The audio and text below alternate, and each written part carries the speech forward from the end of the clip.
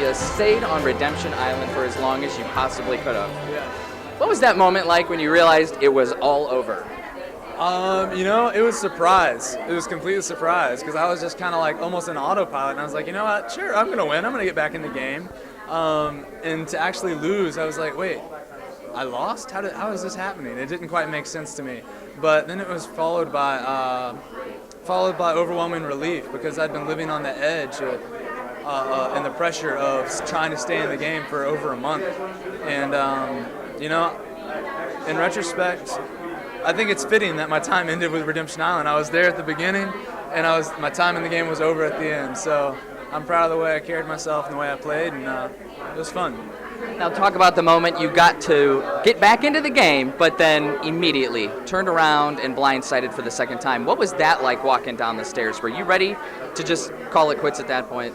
At that point, no. I was pretty upset and more just like, man, I just can't believe I really just let them do that to me again. And then that was kind of followed by humor. I was like, I just let the same people blindside me twice. Who does that, you know? But it was good. But I loved being back in the game, and it was funny. They didn't actually show this, but I remember saying in several interviews, I kind of miss Redemption Island. This fast-paced game is kind of hard to keep up with, and so I guess I got what I was wishing for.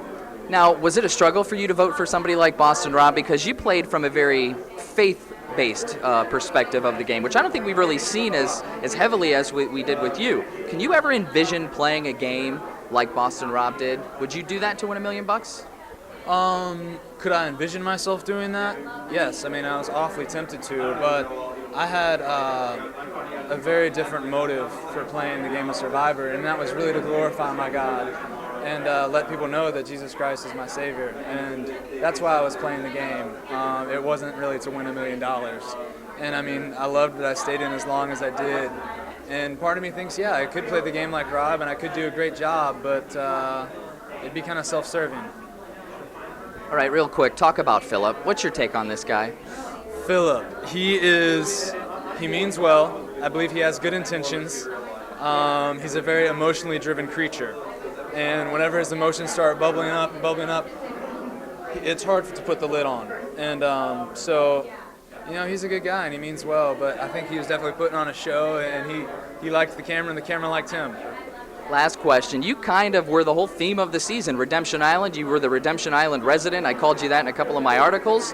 Next season, they're bringing 2 players back for Redemption. I'm sure you're getting asked this a lot tonight. If they call you on the phone and say, Matt, we want you to come back and redeem yourself, are you going to hop on a plane and go to the next location? I definitely think it's, the South Pacific. It seems nice. But I'd have to put some serious thought into it and prayer into it. I'd love to come back and play again, but I'm just not sure if it's the best thing for me.